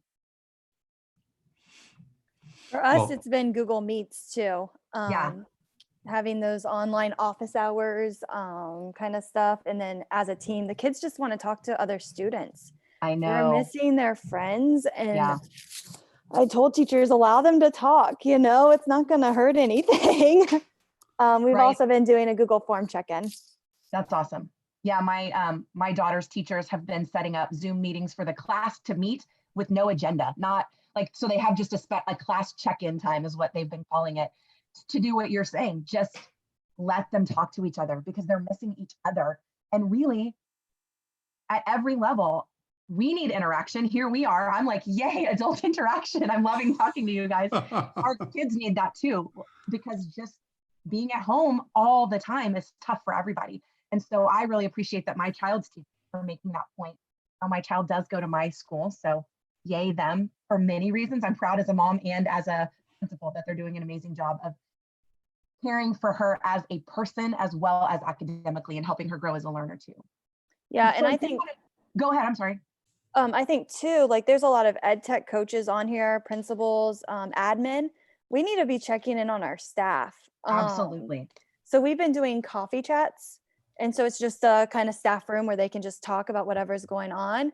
And then today I sent out a pear deck. It had like rubber ducky on a scale. How do you feel? And there's like different rubber duckies. I think I put it in the show and tell. And it was just a fun way to check in. It's in the show and tell. Yeah, I did link it. But again, I just put it in a pear deck, and then the teachers just went through and they picked what number rubber ducky they were. There's like a blow up rubber ducky, and one of them it's inflated. The other one it's completely blown up. And it just was a kind of a fun way to check in with them. And then I just emailed them individually based on what they said during the comments. But we really do need to check in on our staff. And then later this week, I'm going to do a cat. So on a scale of this cat, which cat are you? And again, I put the Google form in there. So I'm going to use Google Forms for that. That way they get introduced to new tech tools in a fun way. Yeah. And then I can reach out to them. So I think that's so important that we're doing that. I agree. I love that idea of show me on the scale of these cats. That's hilarious. Is this it? Oh, it's the rubber ducky. So on a scale of 1 to 9. There's two. Yeah, there's two of them. There's a rubber ducky really one, and then there's the cat one next to it. If you go, I think it's like slide 2, and then I put what I'm feeling. So that way they know. They pick which rubber ducky they are. We've been doing this during the GEG staff room, and I've been stealing them completely. Yeah, you're going to make a copy of the Google form. And then it has 9 different cats. It has 9 different cats, and you just pick which cat you are. And I love this one. I can't wait to do it. I think I'm going to save it for Friday. That is so fun. Yeah, I really want to know who's picking number 4. I really. This today was probably a number 8. I just love that one. Oh my gosh. So everybody in the chat, put how you're feeling. Pick which number cat represents you. Which number cat am I today? Oh my gosh. It might be a 5. Yeah, I was going to say I'm feeling kind of 5. Wow. So funny. You know, my blog post was about how to connect individually with the kids, but I so appreciate you sharing the Zoom and letting them talk.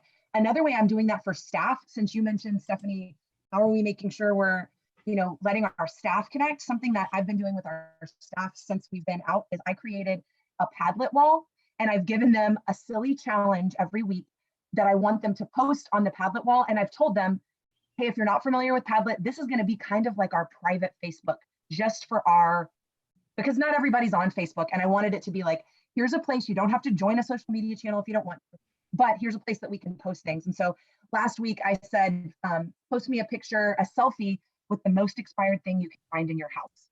And so we got, hilarious pictures of different expired products. This week I asked them to post their favorite meme that they've come across so far that has to do with this current situation we're in. So it could be social distancing or homeschooling or quarantine, but just post a meme. And so then I've asked them all to comment on at least 2 people's. And of course, I told them it's not required. This is a fun challenge just to keep us connected as a staff. But everybody is participating. And then they're also putting more than I've asked them to. It's every day there's updates. And so that's just a fun way to share sillies, share ideas, share strategies for the kids, but we're staying connected that way as a staff, checking in with each other there. It's been fun. Well, these are phenomenal ideas on how to use these tools in creative ways. And it's addressing, such important thing right now that yes, we want to keep the learning going. We don't want this to be, a lost time, but we have to address, the mental and emotional part of things before we can expect to address the academics, I think, what was it? Somebody was saying, putting Maslow before Bloom, and making sure that we're, meeting the needs before we can, address the academics. And like Stephanie, you said, not just for the students, but for the teachers as well. Absolutely. I'm loving, like you said, I'm loving this meeting because other than this, I talk to my houseplants, but that's about it. If they start talking back, we have problems. But,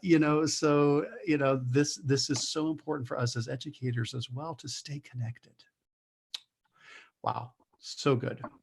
Other things you might want to share, Meredith? Anything else? Would it be okay if I screen share? Do we have that? I'm going to say yes, but the thing is, I don't know how to because I don't use Zoom enough. How do I turn that over to you? Do I have to give you that ability, or? I think you just have to stop screen sharing so that I can. I will do that. I will stop screen sharing. So we're going to hit stop share. Okay. And then I'm going to share right now, and we'll see if everybody can see from. Yes. Okay. Oh, see, I'm learning something new now too. Awesome. So I'm hoping that you can see that it says the spotlight effect. Yes. Okay, awesome. So this is just one more thing I wanted to share that I thought was appropriate at this time when we are remote teaching and trying to make the most of capturing our kids' attention, because it is hard to know, when we're in the room with our staff, with teachers, or with students. When you're in the room, you can tell when you've lost people, but when you are not in the room, it's hard to know. Are they with me? Do they understand where I am? And so I'm just going to go into presentation mode for a second to show you what I mean by this.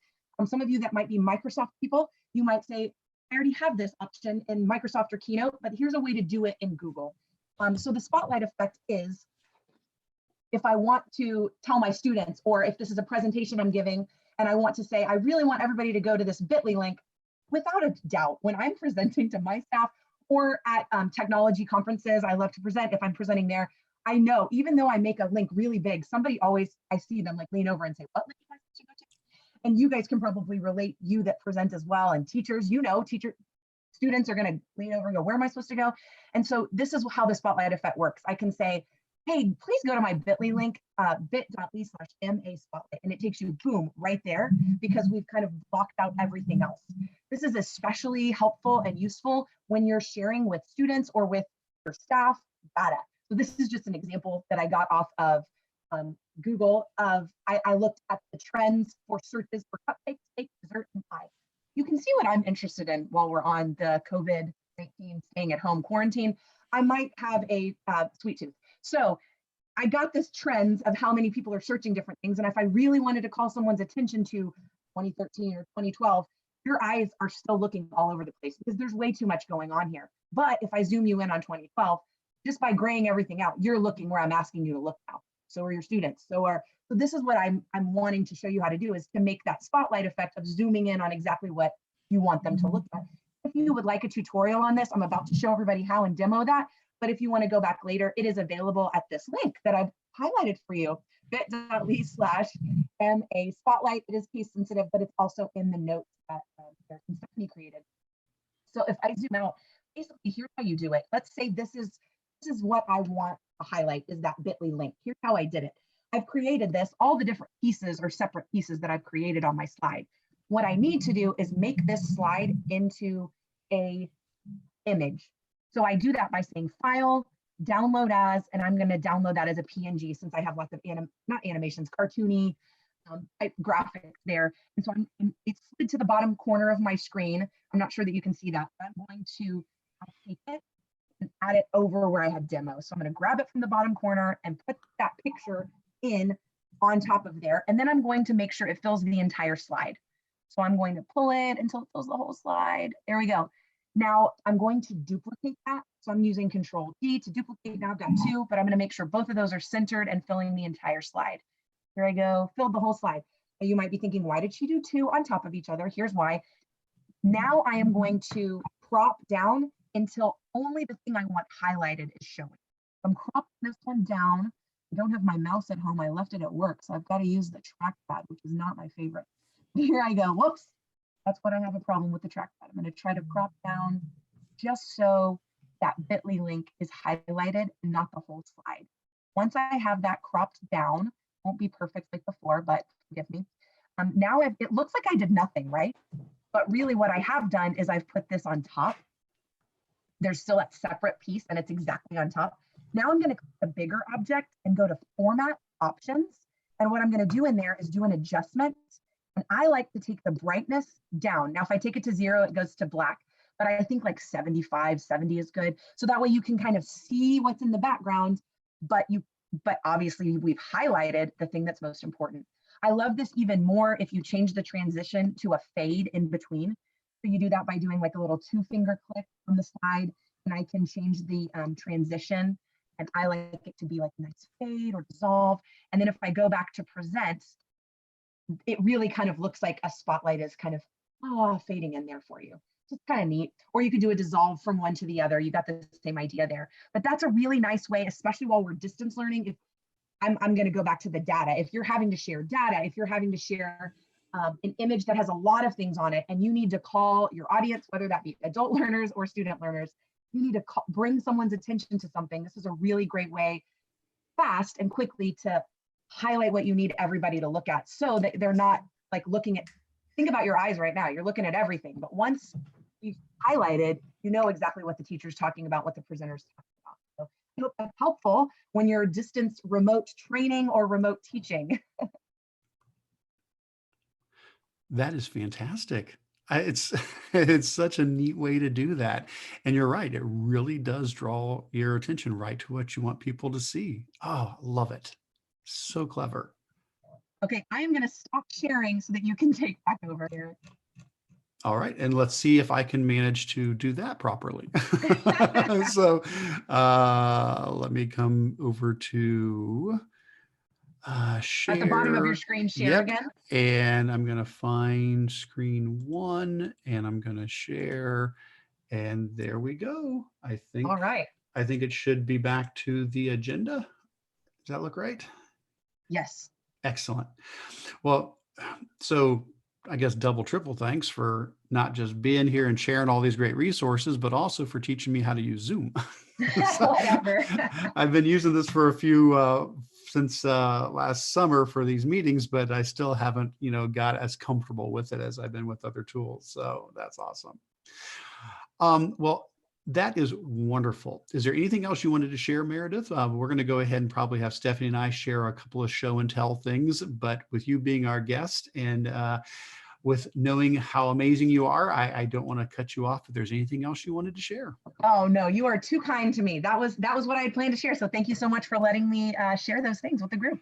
Well, I'm sure anybody who has listened to you does not need any convincing from me that they need to be following you and subscribing to your blog. I've got you set up in Feedlead as one of my, subscribed blogs and follow you on Twitter. And it has always been an absolute pleasure every time I got a chance to meet you down in Texas or anywhere else that we've crossed paths at some big conferences.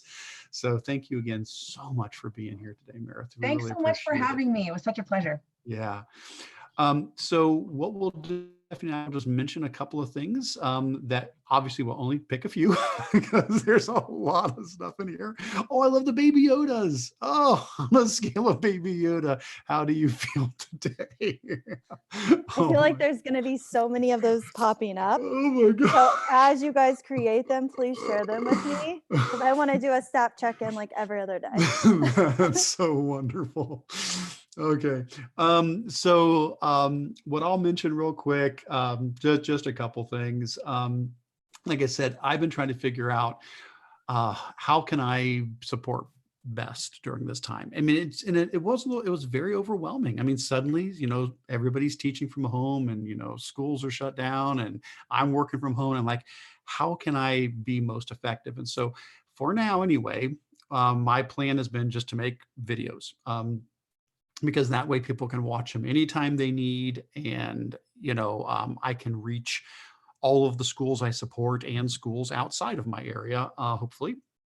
And my desire was to try to make them very, very, very, very short because I figured nobody has time with everything else going on right now. And so far I've done 3 different topics. I said Screencastify. So if you want to use Screencastify to record your screen to make video lessons. I did I think it's about a 12-minute video on that where I tried to say, okay, if I can squeeze every single possible thing in that you need to know about Screencastify, how short can I get it? And so I got it down to 12 minutes and that hopefully should get you or your staff or anybody or students, if you want students to be recording themselves to submit things, please feel free to use and reuse that video anywhere you need. Then I did a series on Google Classroom. I do plan to add more to this series. This was just the first set of videos. I tried to hit what's really, really, really, really critical. So it's how to create a classroom, add students, post to the stream, add materials, create an assignment, how students complete assignments, and how to grade assignments. So this 6th one, how students complete assignments. This is actually a good one to give to your students, where most all the rest of them are more teacher oriented. This one would be great for a student to see exactly how to access assignments and complete assignments and submit assignments. But again, 3 minutes, 7 minutes, somewhere in that range for each of these. And let me know other topics that you're interested in, and I plan to add more of them. That was just the first round on Classroom. And then the same thing with Google Meet, because it seemed to be a pretty common topic, people wanting to use Meet.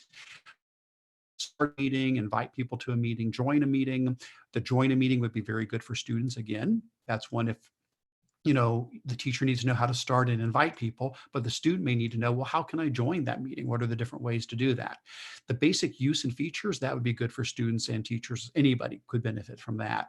How to record a meeting would be good for you as a teacher. And of course, the latest one I just added last night was the grid view extension.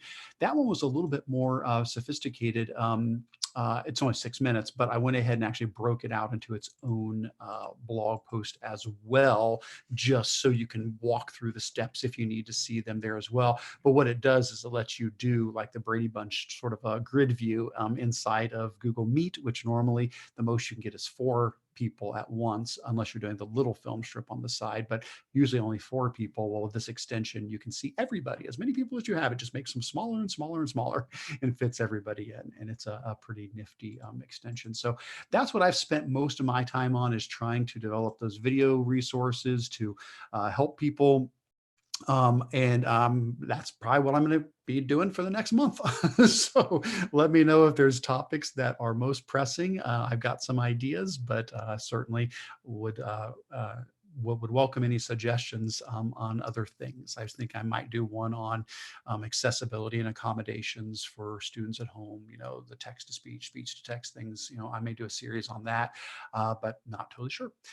So those are the main ones that I wanted to mention. There's a couple other fun links there if you want to look at some of those. But Stephanie, let me turn it over to you. What were some of the show and tell things that you wanted to highlight? So I put in a ton. I'm not going to get to all of it, of course. Star put in the chat there real quick, Eric. She said that you created a training for new users in the Office for Calendar, Gmail, and so on. Could you reshare that link? Oh, yeah. Oh, I think I know what Star's talking about. So, Okay. yeah. So I think what you're referring to is at my work where I work. And I never even put this on my, maybe I might, I guess I could still put it on the blog. It was like, yeah, I had created videos just for where I work because we finally transitioned completely to G Suite. We've been using G Suite for like 8 years, but we still had Microsoft Outlook and Calendar. And we said, hey, we're going to completely switch over to Gmail and Calendar. And so I did a series of videos on using Gmail, using Calendar, using things like that. And yeah, I'll be happy to put those back. And I think I probably did share them in an earlier agenda. That would have been in the fall, back when we were making that transition. But I would be happy to put those in the agenda here as well. I'll look those back up and add those in. Yeah. Okay, perfect. So the first two links are from collaborative notes from OETC. And then we did a meetup. So we actually took a couple photos. So if you want to see those photos, there is a Google photo album. Also, people took photos of different resources of the different sessions at OETC. So feel free to look at any of those resources. Again, that was our meeting last month. It was more of a social hour. But yeah, there's tons of photos in there. You can get the links off of those photos. And then I think the last photo that was added or close to the bottom is our photo from our meetup. And there was different photos that we took too. Yeah. Oh, that's so great. There it is. Yeah. Oh. So yeah, it was a great turnout. We had fun.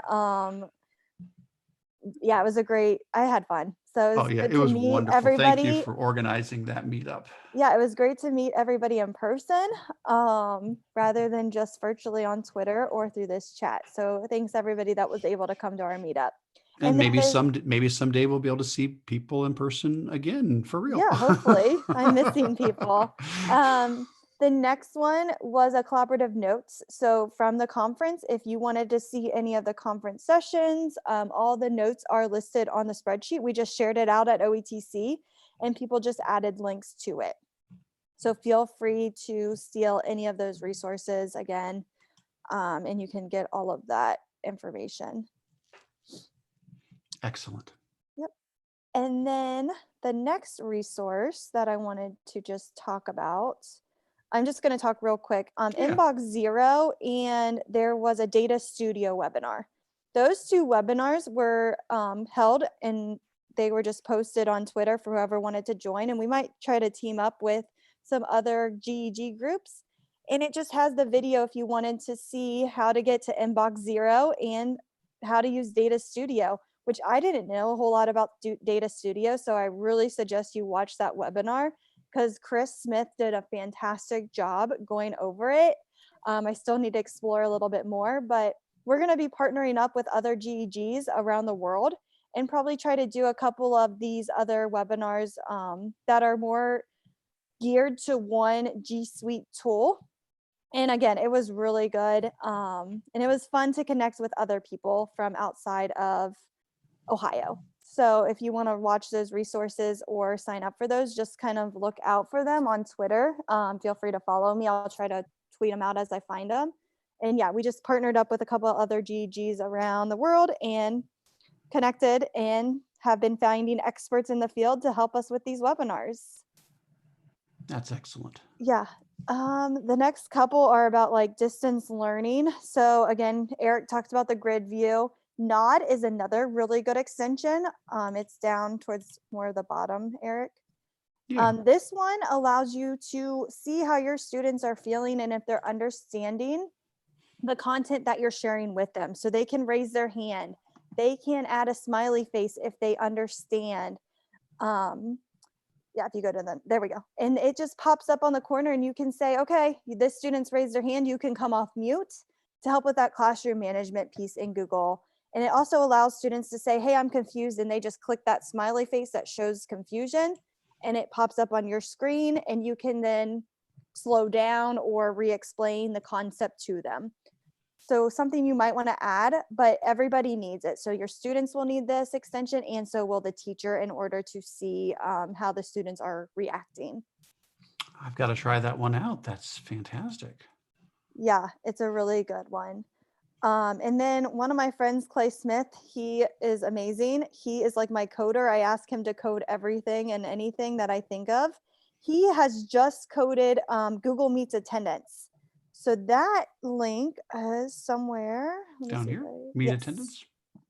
Yeah, so he just came up with this, I think yesterday. You click it and it will take attendance for who has attended the Google Meet.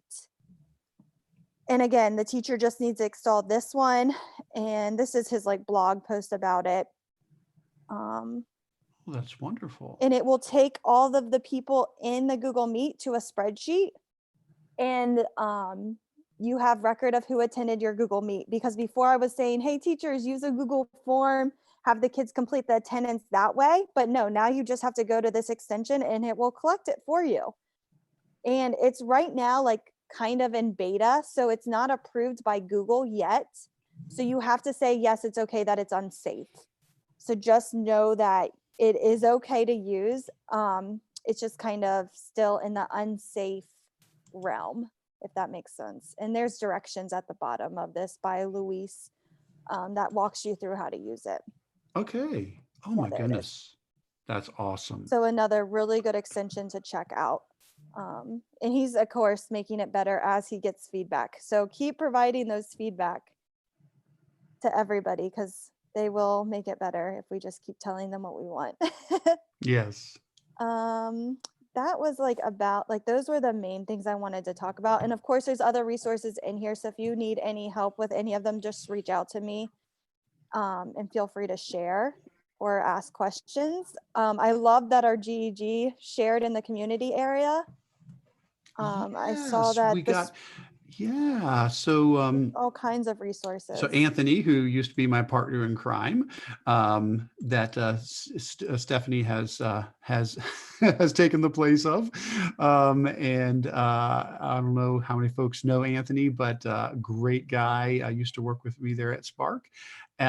Shared his online resources as well as some stuff on cooking, so which is very important. And then talks about SheetsCon 2020, the online recordings from that. In case you missed that, Ben Collins is a wonderful spreadsheet guy. Love Ben, and some other great resources there. Looks like a bit shared a number of things. Yeah, and I think he also put that Loom is free forever. Wow. So make sure you guys check out that. You just have to email them. I did it and it was super easy. Why not? Yeah, take advantage of that. They set up my whole domain. I didn't even push it out to teachers. I just kind of sent, because I was like, teachers cannot take one more thing right now. Yeah. So just email them and they'll set you up. It took about 2 days. That's great to know. Thank you. Very good. I'm trying to think. Yeah, he also shared the automatic forms. That's really cool too. You guys might want to try that out.